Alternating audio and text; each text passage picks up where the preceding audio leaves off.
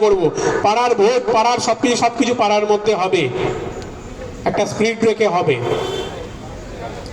আমি মমতা ব্যানার্জির খেলা হবে শব্দটার নেগেটিভ ভার্সন বিজেপি বার করেছে, পজিটিভ ভার্সনটা নিয়ে বলি সত্যি খেলা হবে।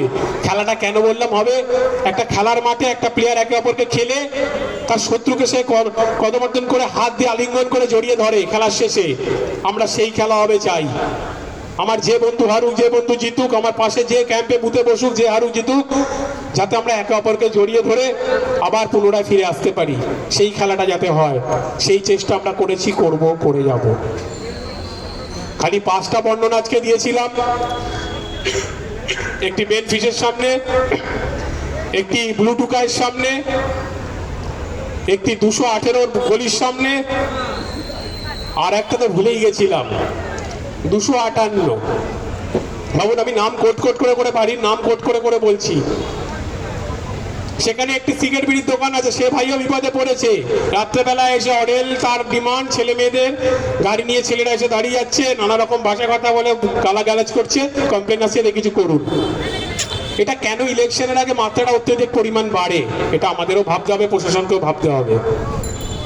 যে রাজনৈতিক দলই করুক, অতি ভয় পেয়ে এটা করছে।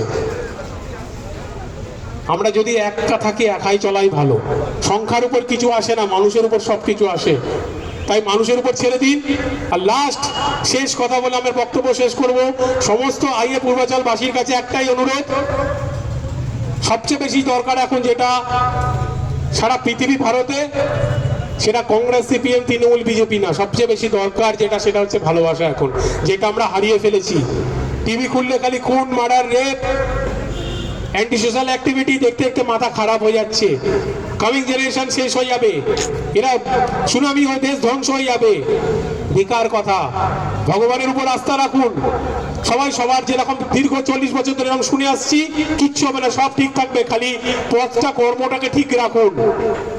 প্রত্যেকে নিজের বাড়ি, দোকানদার, যে যার কর্ম করছেন, কত বিরক্তকর জীবন পালন করেন। গরমের মধ্যে সারাক্ষণ খাটটির মধ্যে রয়েছেন, কেউ বাড়িতে, কেউ এখানে, কেউ ওখানে। তারপরে বাড়িতে গিয়ে নানা রকম কথা শোনা, তারপর কম্পিটিশন। পাশের বাড়ি যদি কেউ ভালো জামা প্যান্ট পরে, তারপর আমার পরিবারকেও ভালো জামা প্যান্ট পরানো, একটু ভালো খাওয়া দাওয়া দেওয়া, এত কিছু চাপ। তারপর বাবা মার চাপ, পারিবারিক চাপ, বইয়ের চাপ, তারপর লাস্টে সর্বশেষে কিছু সংবাদ মাধ্যমের অতি চাপ, তাড়াতাড়ি করে উপরে যাওয়ার জন্য। এত কিছু ছেড়ে দিন, খালি নিজেকে সবচেয়ে ভালোবাসুন।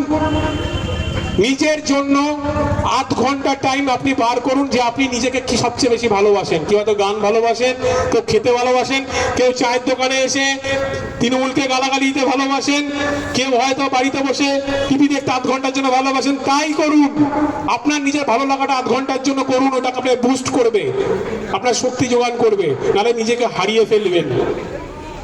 নিজেকে শেষের দিকে চলে যেতে হবে, নিজের জীবনে কোনো রং থাকবে না। যেটা মোদি সাহেব চাইছে, কালারলেস ব্লাইন্ডলেস। কালার রাখুন, গাছপালাকে ভালোবাসুন, সমাজকে ভালোবাসুন, মানুষকে ভালোবাসুন, একে অপরকে ভালোবাসুন। রিফ্লেক্ট হয়ে আপনি ভালোবাসা পাবেন। তাই সবার কাছে হাত জোর করে ক্ষমা চেয়ে নিচ্ছি, যদি কোনো রাজনৈতিক দল আমার শব্দ দ্বারা আঘাত হয়ে থাকেন, বা কোনো সাধারণ মানুষ আঘাত পেয়ে থাকেন, আমি হাত জোর করে আপনার পাড়ার ছোট্ট ছেলে হিসেবে আমাকে ক্ষমা করে দিন। আর যে সংবাদ মাধ্যম, সেও আমার বয়সী, তার কাছে আবেদন করব, তুমি একজন ছেলে, কারো মায়ের নামে যখন লিখবে, একটা নারীকে সম্মান দাও। তোমার কাছে হাত জোর করে থাকবে, বিচারটা যাতে তোমার বিচারটা ভগবান না করে, সেটা করো না।